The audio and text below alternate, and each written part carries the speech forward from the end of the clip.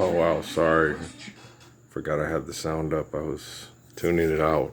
I was watching I watched some Kelly and Mark and The View and Shaq's on both, advertising his stuff.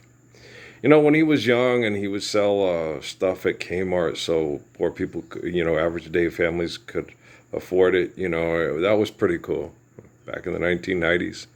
And he had an action figure that could actually shoot free throws. Patrick had that. Yeah. A long time ago, when the earth was green, there was more kind of animals than you'd ever seen. Rats and bats and elephants, and sure as you're born. And then there was a sex symbol. Those silly sex symbols were playing. And they looked up from that rock and they cried. Don't forget. Hey, Lord, I got your green alligators and long neckies. Forgot the sex symbols. Don't forget the sex symbols. Jesus was not a sex symbol. No. David wasn't. No, David, there was this guy, Michael Youssef, and he was sitting there and he's explaining the Bible, and they were told to kill everybody and they didn't, and they paid for it. And there's lots of stories like that in the Bible. And you got to remember, okay, the Bible was taken documents, carefully selected documents, and then translated by Romans. Romulus and Remus and Plomulus and Maximus and Dicus and Maximus, Gluteus Maximus and Gladiator Fuccus and Super Cephalophicus, and stuff. And so you guys got to understand, okay? The Bible was given to you by a Roman and then translated by a homosexual British character who needed to find a way to get to heaven because he sodomized himself and his lover to death. Okay. Which isn't holy covenants and being fruitful and multiplying. You have a big bunch of, you need to lay it down on the Freudian couch with the Sigmund Freud and the Freud and the Frick and the Fraud and the Duke and let's make a deal, Monty. And you get these people on TV, live the Lord's Prayer or a trip to Acapulco. You see what I'm saying? Go hang out with Shaq for the day. He will rap and have a large arena full of incoherent people with music so loud you can't hear yourself say you're fucked in the head. Right? Right, said Fred. Too sexy for my shit. So sexy it hurts, right? I had the best lover man reputation everywhere I went.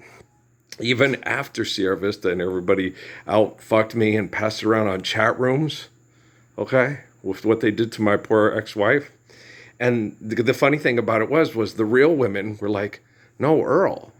Because Earl stays home and takes care of with kids while she's out fucking all these assholes. Remember the little girl that worked in the convenience store at the Candlewood Suites? She goes, these guys come here and fuck around on their wives, and you think they'd at least have the dignity to wear a condom. She goes, when I leave this community and this military, God's gift to Tom Cruise, Packer Wood, fly around in a helicopter, motherfucker, because I'm never coming back, and I'm never marrying any of them like them. There are guys in the military, me, myself, and my son Patrick. Okay, and Patrick probably has as big of a penis as Shaquille O'Neal. And we do not think that our sexual prowess is God's gift to women. Okay. God's gift to women is a faithful husband. You fill up my sense is very important, Patrick. Listen to this. This is, if you don't have a woman, you don't get to love anybody or anything. So you think of your grandmas and your mom, and you fill up my sense like a night in a forest, like a mountains in springtime, like a walk in the rain, like a storm in the desert, like a sleepy blue ocean. I just tell my son that all the time. And then he'd get upset when he got in the service. He'd tell me, Dad, women just take it. They just take good men for granted and fuck around. And it's horrible being a good man. No, it's not. It's horrible being a stupid woman. Jezebel, Delilah. Oh, Delilah. Hey, Tom Jones. Tom and his Jones, right? So, I had the best luck. I was Dinkle Man. 5 3/4. Never quite made it to 6. Never, just not good enough. No, didn't have the pills and the boner pills since when I was a kid. And I was in really good shape. I never measured. When Steffi came out and I got in really good shape and she was giving me tons and tons of sex and I was the sexual dynamo of Pope Air Force Fort Bragg and Camp Lejeune. Energizer Bunny of Love, the white boy, Dinkle Man. And because I had so many black girls, I need 7 inches or more, and you come on, or I want to give you a try. I can't fill your order, and I would always tell them that. I need 7 inches or more. I can't fill your order, Vanity. I think you're a nasty girl. And me and Judy used to have that conversation all the time because she would sit there, and she would say, "I go, man, if I went in there, I love, okay." The idea for your body as a wonderland came from physical scientists monitoring conversations, okay, with women talking to Earl about sex in the military. It's like an e-ticket at Disneyland. If you're a guy, we got tickets to the Super Bowl 50-yard line, right?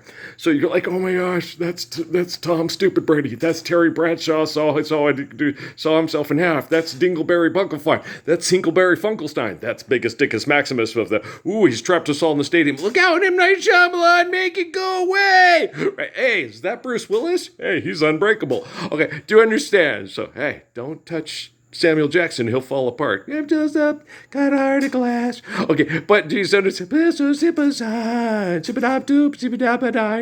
Okay, so it's you be watching these people and they still talking. You can live the Lord's Prayer or win a doll expense paid trip to Acapulco with Snoop Dogg and his friends.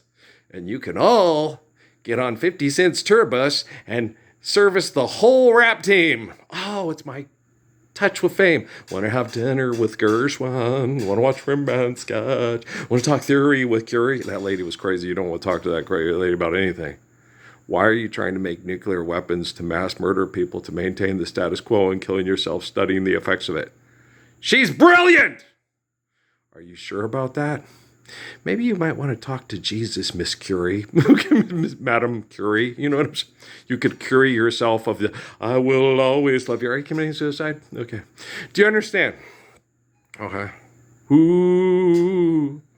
I will be gone when you read this last letter from me. There's lots of songs about suicide, especially country songs. Oh, yeah.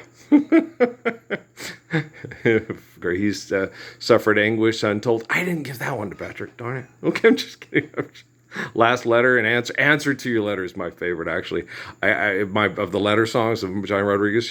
A year we spent together, you wrote back to me on paper. It hurts to know that you found someone new, but at least you mentioned I was worth a few good memories and that you never loved like you love me. That's a good song. Answer to your letter. Anybody else like that one? Any Johnny Rodriguez aficionados? Anybody else like that?